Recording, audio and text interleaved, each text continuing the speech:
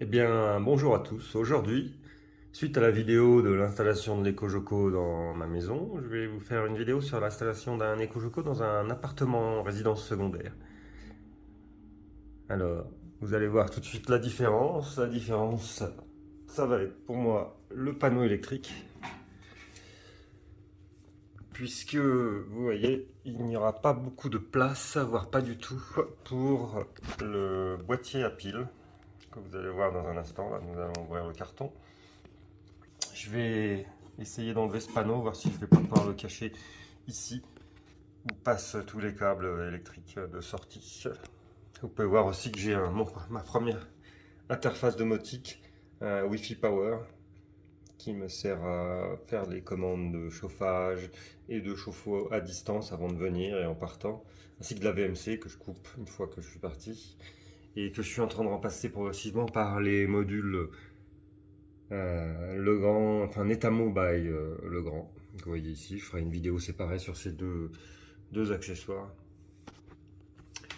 Alors vous allez vous rappeler, nous avons déjà fait l'ouverture de boîte. Bon, celle-ci elle est déjà ouverte, hein, donc je passe les détails. Il n'y a plus le bel emballage, donc le module. Alors en fait, c'est par rapport à ma première vidéo, évidemment, j'apprends tous les jours. Ça, c'est le cerveau. En fait, je pensais que c'était juste un indicateur. C'est le cerveau de l'EcoJoco. Et seul lui est branché en Wi-Fi.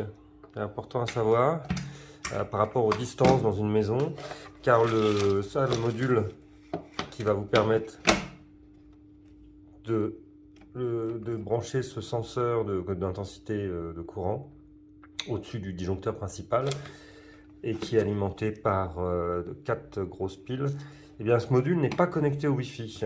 En fait, ils ont, je pense pas que ce soit du Bluetooth, parce que la connexion assez, porte assez loin, mais la connexion entre le cerveau et le module récepteur d'information doit se faire par leur propre protocole. Donc, ce qui oblige à avoir une distance limite entre le cerveau et le capteur. Alors, sinon, comme d'habitude, hein, le transfo pour le cerveau qui ne peut pas marcher sur batterie, hein, qui est obligatoirement branché sur de 220 volts. Un câble réseau si jamais vous voulez brancher l'EcoJoco ici sur le réseau via un câble et pas par Wi-Fi. Les vis de fixation pour le boîtier à piles.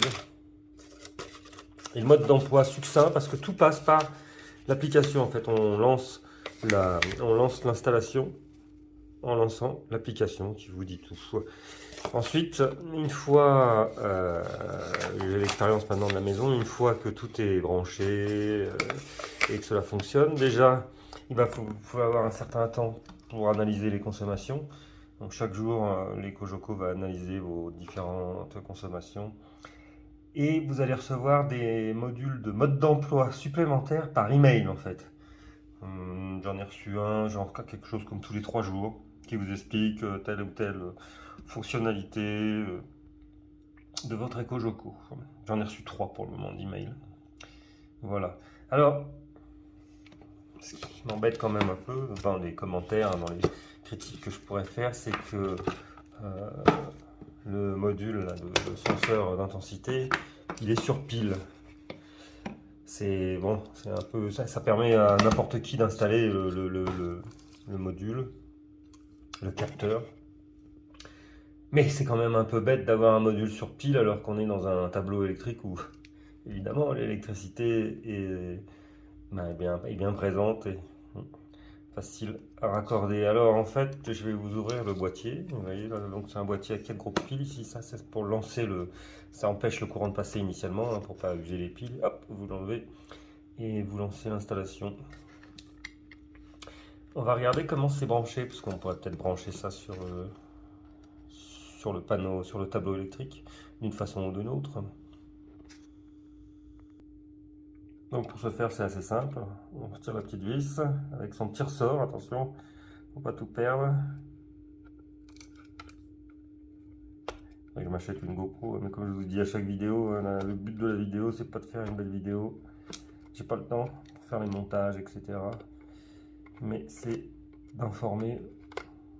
C'est des vidéos de façon démonétisée, donc Mon but c'est pas de faire des sous. Voilà, donc le capteur, on va mettre clic en haut du disjoncteur principal et qui va recevoir l'information magnétique. Hein, quand du courant passe dans un câble, il crée un champ magnétique autour de lui. Le capteur va détecter ça, l'alimentation avec les 4 grosses piles. Et vous voyez, déjà ça se met à clignoter parce qu'il est en train de rechercher le cerveau du truc. Et regardez comment c'est connecté. Là, le but c'est de voir si un de ces 4 on va pas pouvoir mettre un module. Et voilà, oui, donc c'est du 5 volts en prise USB. Ça c'est le vieux USB, je me rappelle plus comment il s'appelle celui-là. Mini.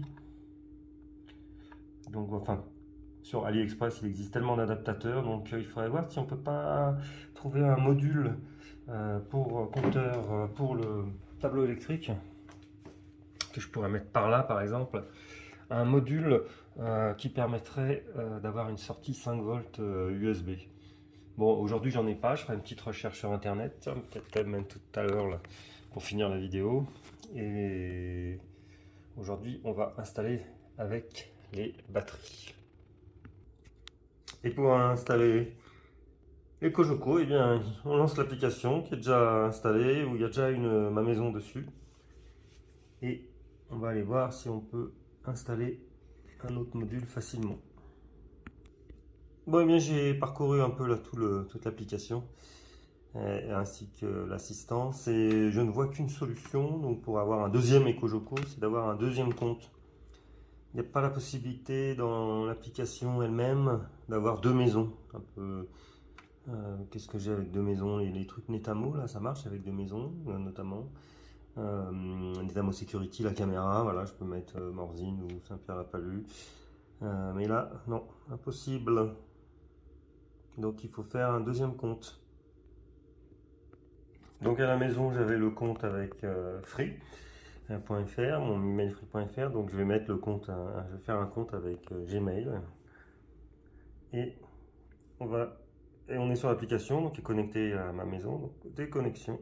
Et on va recommencer tout depuis le début. Donc on va créer un compte. Bon, je vous passe les détails, on va voir après. On va revenir sur l'installation, la suite de l'installation. Voilà, j'ai créé mon nouveau compte. Et bien, on commence du coup. Donc un nouveau compte. Je vais leur écrire là, je vais leur envoyer un mail pour leur dire que ça serait bien de pouvoir mettre plusieurs maisons sur l'application. Et on commence. Donc tourner guidé par l'appli, hein, vous voyez. Donc déjà, brancher l'assistant. Ah là, dans les aides, j'ai vu ce dont je vous parlais tout à l'heure. Donc c'est bien le cerveau connecté en Wi-Fi à la Wi-Fi de la maison, le Wi-Fi de la maison, on va parler comme ma mère, et le capteur, lui, communique par radio. On ne sait pas comment, bon, c'est pas du Bluetooth parce que la portée annoncée est de 100 mètres en air libre. Donc après, on va voir ce que ça donne avec les murs, etc. Chez moi, j'ai mis un peu loin, vous vous rappelez. D'ailleurs, je vous en parlerai un peu quand on lancera l'application tout à l'heure. Mais j'ai des informations. Mais je ferai une vidéo spéciale après d'utilisation, non pas de montage. On verra un petit peu. Là, ce dont je voulais vous parler, c'est la dernière vidéo où je vous parlais d'une des lignes sur l'application qui parlait de la portée à 72%. Là, il y avait à l'époque sur mon indicateur, et bien en fait, je me disais, j'avais beau changer l'endroit où j'avais mis le cerveau, la distance par rapport au capteur, ça changeait pas. En fait, il faut attendre, il faut être patient en fait avec ce truc quand on l'installe, c'est-à-dire que les données arrivent progressivement. Et maintenant, par exemple, je suis plus qu'à 23% alors que je l'ai mis assez loin. Mais ce qui suffit en fait pour qu'il fonctionne bien et qu'il soit assez réactif. Mais il faut être patient quand on le branche pour qu'il prenne en compte les informations. Après, quand j'allume une plaque, par exemple, de cuisson, il faut compter 2, 3, oui, 3 à 5 secondes pour qu'il... Donc c'est pas énorme. Mais au début de l'installation, au moment de l'installation, je trouve que tout est très long. C'est-à-dire qu'on fait un changement et ben, le module le prend en compte que beaucoup plus tard. Genre, je crois que pour la connexion Wi-Fi, quand on le rebranche par exemple, il faut bien au moins 1 minute pour que tout se mette en place. Donc première étape, eh bien, on va brancher le module sur le courant. C'est assez simple. Il va mettre 60 secondes, c'est ce que je vous disais, lent, 60 secondes pour s'allumer. Donc c'est assez simple. Il faut trouver un endroit. Bon, là je vais le mettre ici parce que je suis débordé, c'est pas très grand, je suis débordé. Donc une prise de courant. Et là, voilà, il suffit de brancher. C'est assez simple à faire. Voilà, il est en train de s'allumer.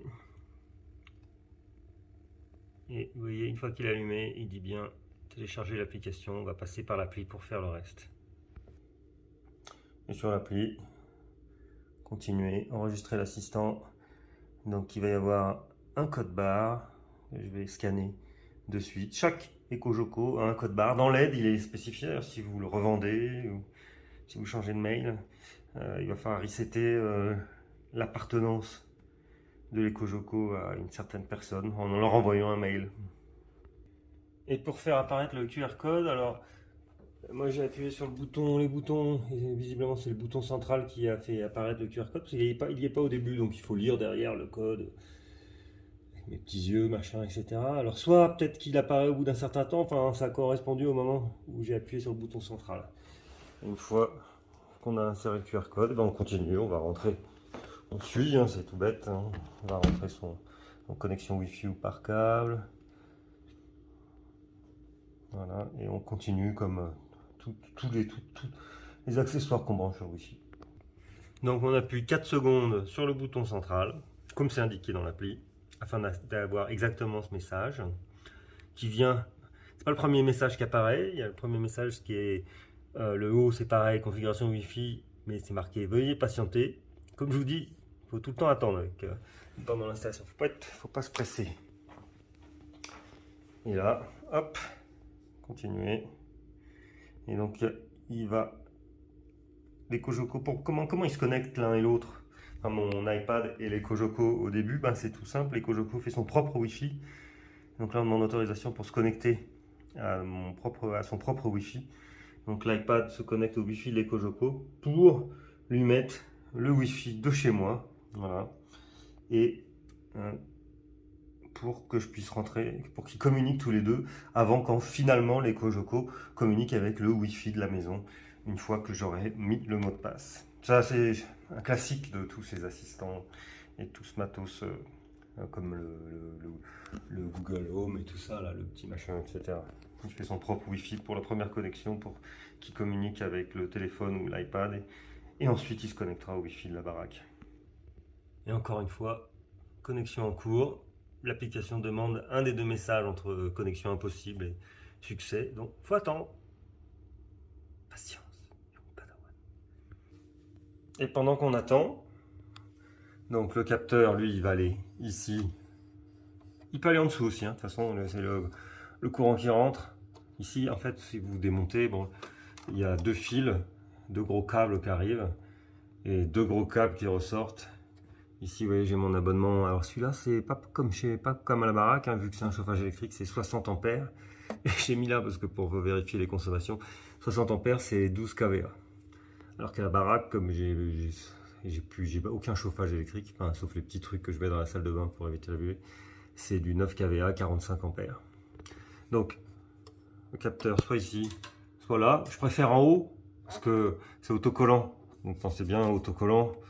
Ça autocolle pendant un certain temps, mais si en plus c'est dirigé vers le bas et que ça tombe, et ben c'est le boîtier à pile où on va avoir un problème. Alors je vérifierai après si je peux pas choper un module qui me fait de l'USB, même l'USB, le gros USB. De toute façon, il y a des adaptateurs qui existent de partout là chez AliExpress pour passer d'USB grosse dimension à mini, micro, C, enfin bref. Donc là je vais enlever ce panneau en bois là.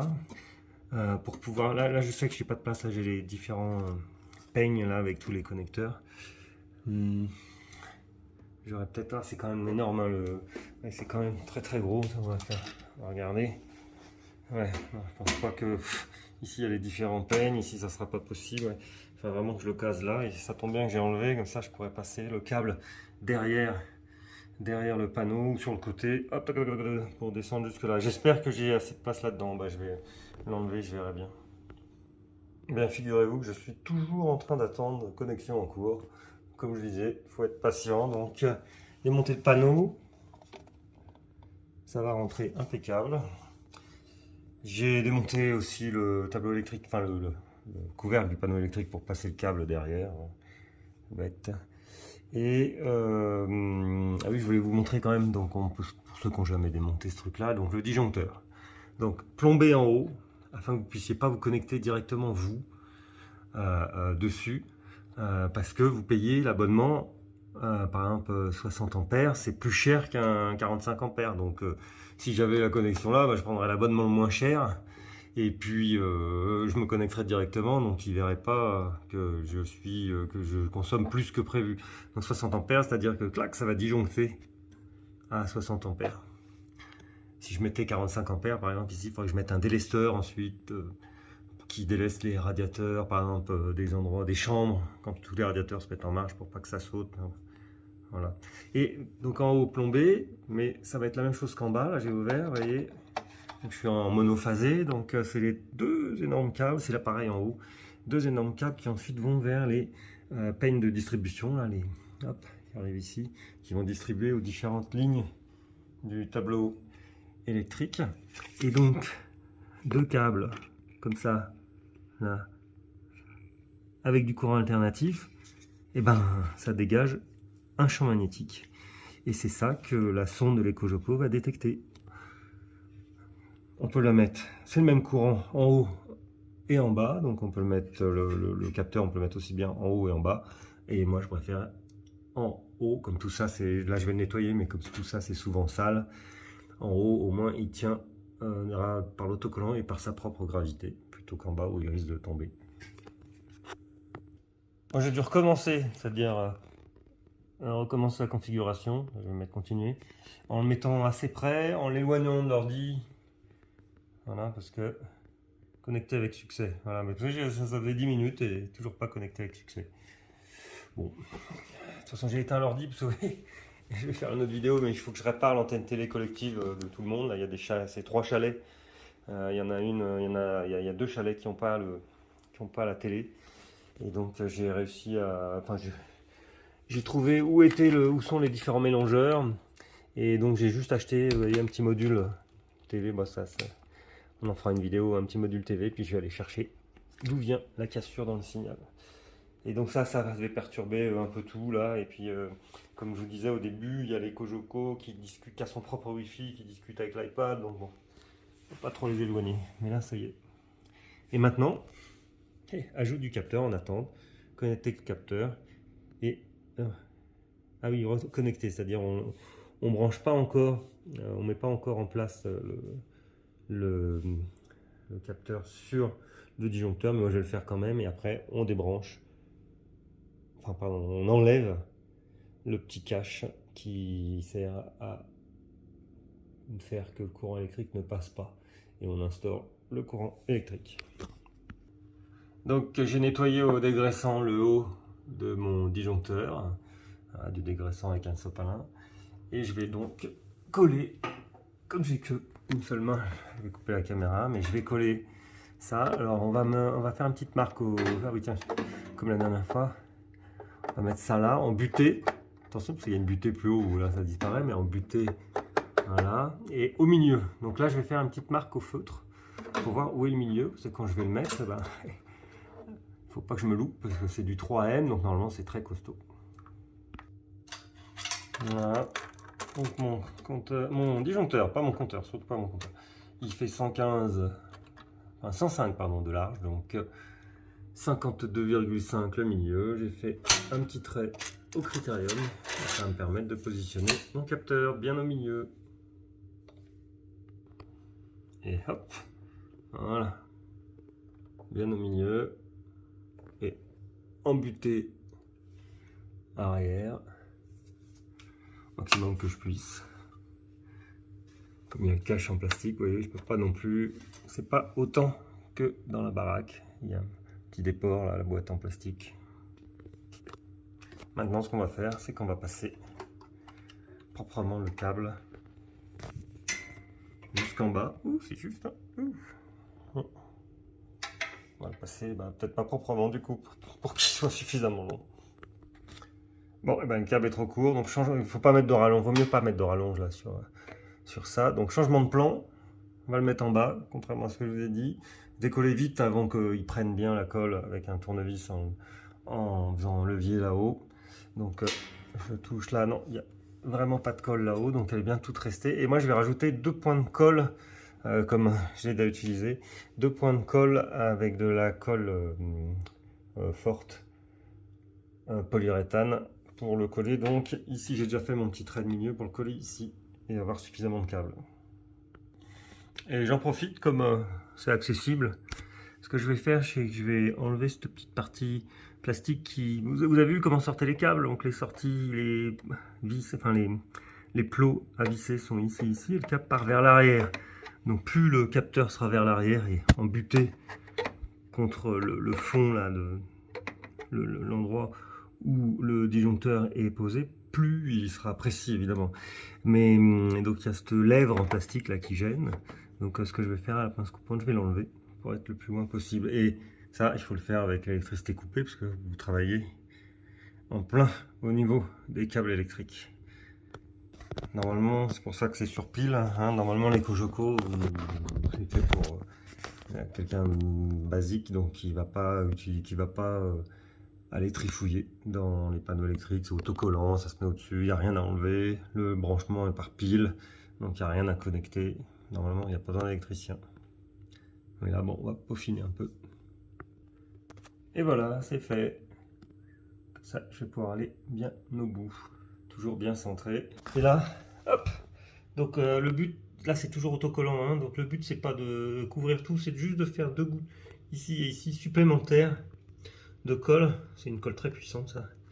Juste pour assurer le coup. Et puis de toute façon, je crois que je vais mettre une cale, je pense. Hop. Voilà, maintenant on va le positionner.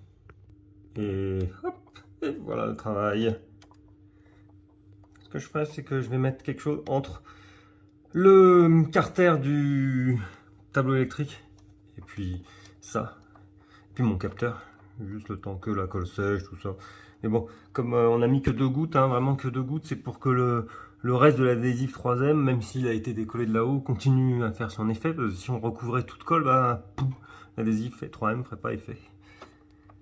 Voilà. Et maintenant, oh là là, mon câble, il est bien. C'est pour ça que je fais ces vidéos, putain. On apprend en se trompant.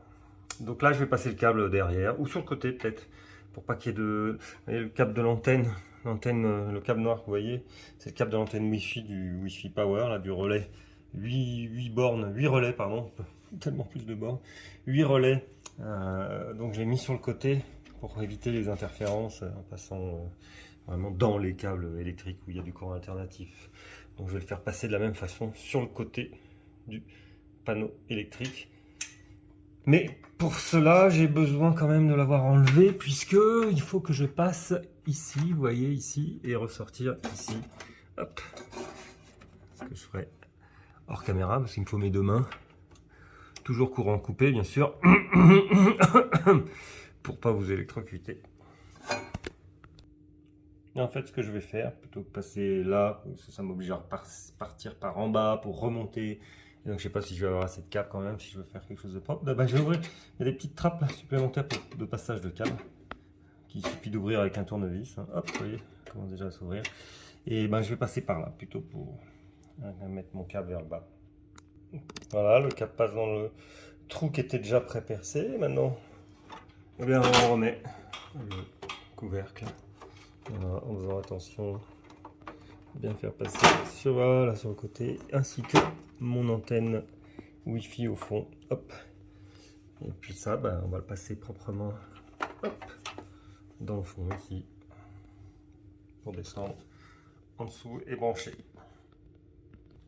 Maintenant, je remets le câble en place. Voilà, y compris sa petite chicane. On va remettre le couvercle et puis on va suivre les indications de l'appli sur l'iPad qui va nous demander d'enlever ce qui sépare la pile, là, qui empêche la pile de faire de l'électricité, d'alimenter le capteur. Et puis ça est parti pour la suite. Donc malgré le temps d'installation que j'ai eu, le Joco est toujours en attente du capteur. Et puis retirer la languette sur le boîtier, ce qu'on va faire immédiatement. Voilà, je l'ai calé ici. Voilà, la languette. Voilà, ça fonctionne. On continue sur l'appli. Appuyez sur le bouton de connexion pendant 4 secondes, puis relâchez. 1, 2, 3, 4.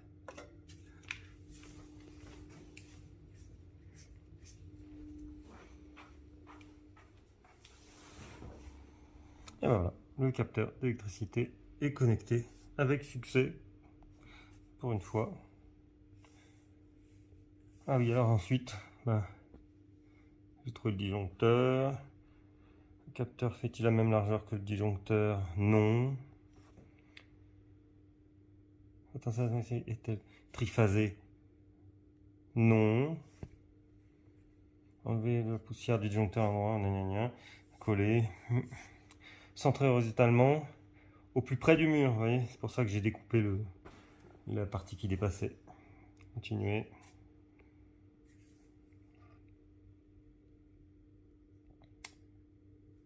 Fixer le boîtier, bon ça c'est fait, enfin on va le fixer, on va refermer la trappe dessus.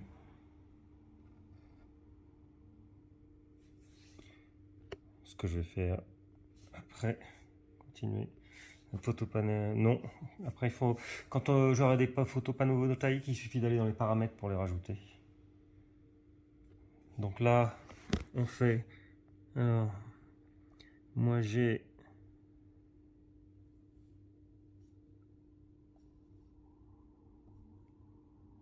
Ah oui, pardon.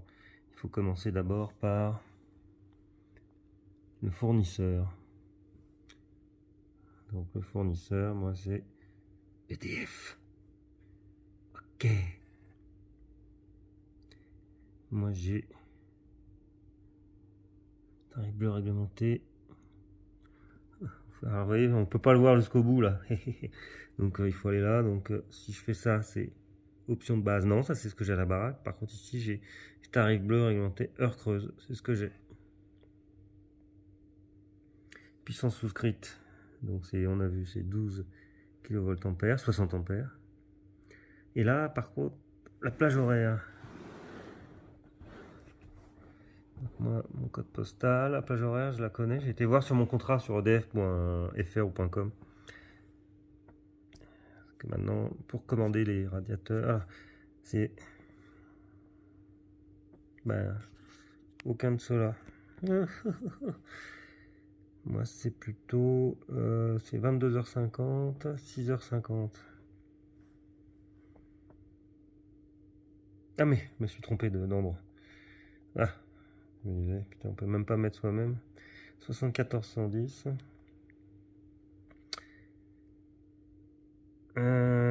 Non plus. Ah pardon, 22h50. Oui, c'est 22h50, 6h50. Bon bah écoutez, je vais mettre 23h, 7h. Ça peut modifier après. Modifier la plage horaire. Ah, toutes les plages. Alors, 22h22.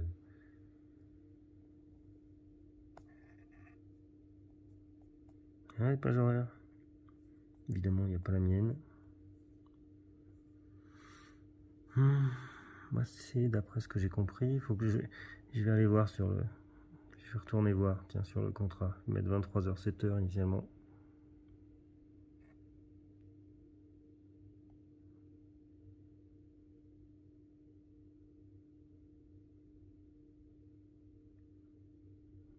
Et donc c'est là où moi j'ai le Linky.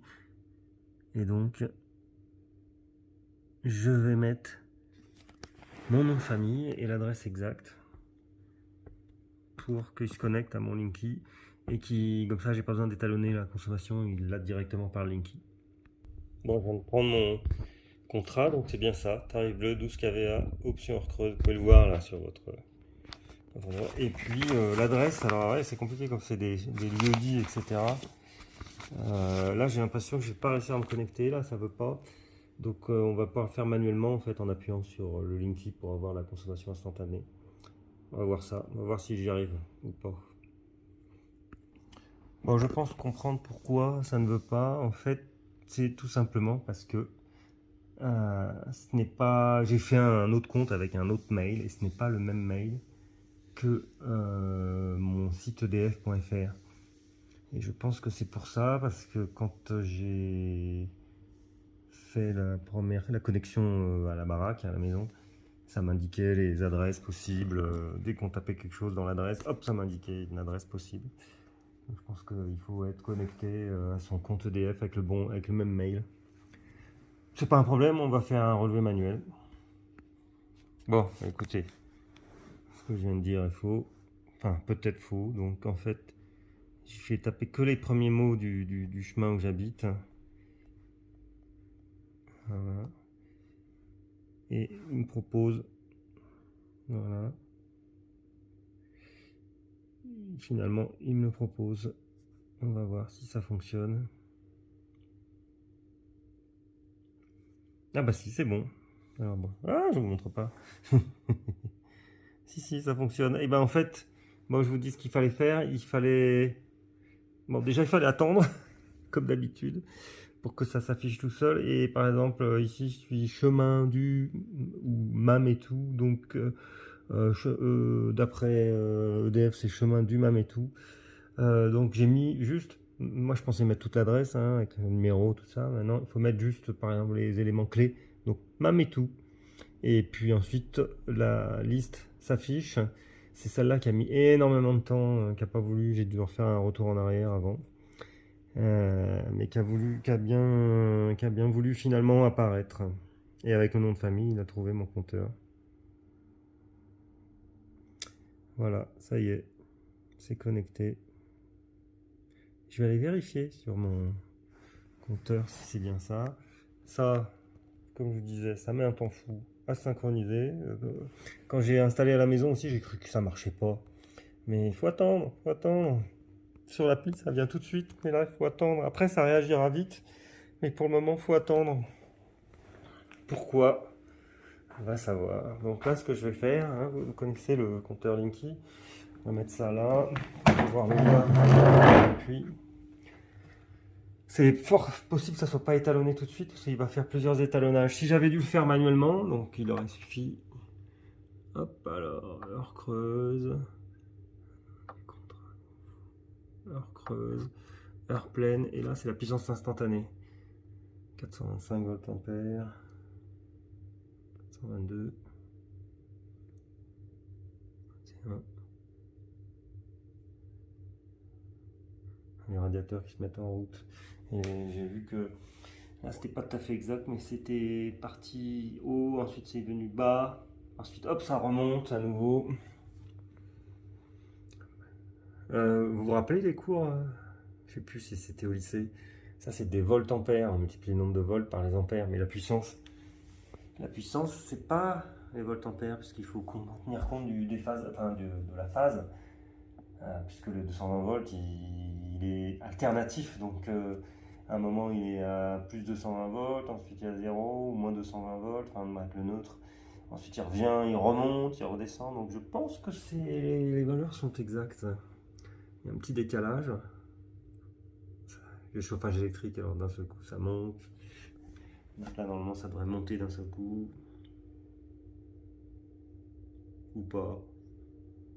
Ouais, je vous disais, si jamais on devait faire l'étalonnage manuellement, il y aurait donc, on lui introduirait ça, je pense que je couperais les radiateurs pour pouvoir avoir une mesure exacte et pas fluctuante comme là, et le lendemain, 24 heures après, on lui redonne à nouveau ça, le nombre de volts ampères, et après 7 jours après à nouveau, parce qu'effectivement en fonction de la position, vous avez vu là j'ai mis pas mal en arrière, mais à la première installation il était plus en avant, donc il capte pas la même chose.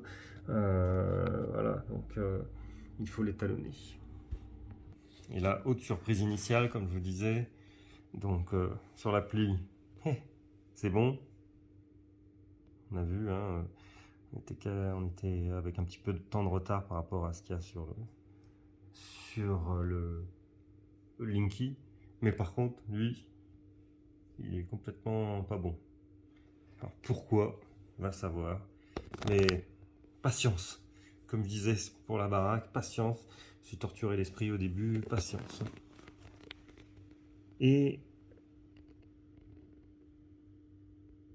je vais regarder un truc. Et donc c'est ce que je voulais vous montrer par rapport à mon install à la baraque. Ici, vous allez dans vos équipements. Et quand vous allez dans capteur d'électricité, vous avez la force de connexion. Je me rappelle, elle était à 72% à la baraque, mais en fait elle est tombée à 24% quand j'ai écarté les Kojoko du capteur. Et là, 38%, c'est pas énorme, hein, mais bon, on va attendre un peu. C'est très long à s'installer ça, à se mettre à la bonne valeur. C'est ce que je vous expliquais en début de vidéo. Ouais, bien, je vais refermer. On va voir si ça passe après, parce que comme j'ai un panneau métallique, on va voir si l'information arrive quand même à passer. Et je vous ai dit une bêtise par rapport à l'alimentation, c'est que comment voulez-vous que on peut pas brancher juste le câble sur une alimentation, juste le câble USB sur une alimentation électrique. Elle s'occupe juste du capteur, mais toute la partie qui communique avec le module principal de l'EcoJoco est dans le boîtier. Donc en fait, il faudrait enlever les piles et connecter donc 4 x 1,5, c'est 6 volts. Il faudrait faire un branchement 6 volts à la place des piles avec un transfo en courant continu qu'on pourrait placer par exemple, un module en courant continu qu'on pourrait placer par exemple ici. Bon, on va voir déjà combien de temps durent les piles et puis on verra ça plus tard. Bon, bah, je vais finir cette vidéo avec une information importante. Puissance de tirage 1700, 2006, 3100, oh, 2002. En fait, il a fallu un temps fou. Un temps fou, vous vous rappelez, je vous disais, mais c'est pas la même chose qui est indiqué là et là. Il a fallu un temps fou pour que mon EcoJoco, là, la centrale, se mette à jour. Elle est indiquée genre 11 watts, alors que là il y avait 700 watts. Et maintenant, 1187, hop, le temps que ça aille dans le réseau, que ça aille dans le monde entier, que ça passe par le cloud. Et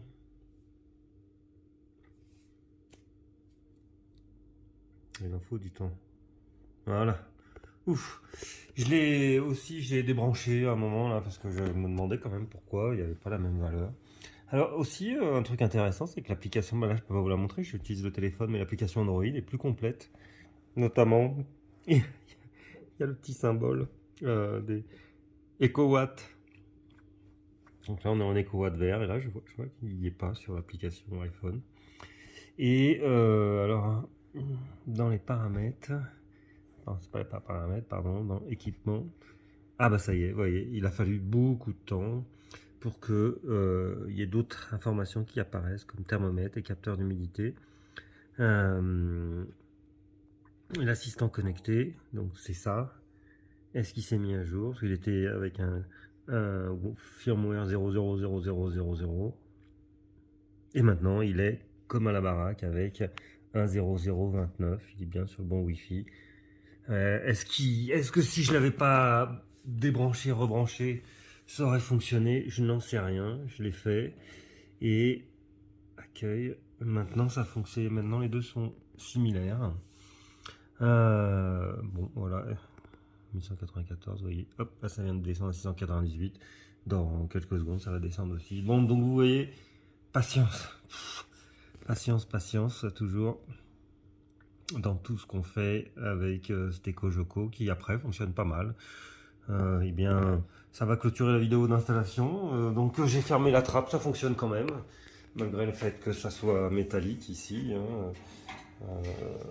Ça c'est du bois, heureusement. Il y a peut-être une possibilité de fuite. Bah non, de toute façon c'est tout métallique, hein. L'antenne pour le Wi-Fi Power, je l'ai passé en dessous pour qu'elle soit dans la briquette et pas dans la partie métallique, mais là ça fonctionne. Bien voilà, ça c'était l'installation. C'est beaucoup de surprises en fait à l'installation, c'est surprenant. Pourtant tout est bien indiqué. Le maître mot, c'est la patience. Et je ferai une prochaine vidéo quand tout sera bien synchronisé, calibré avec les détails des consos, les conseils, voilà, que l'EcoJoco va me donner. Merci à tous et bonne année!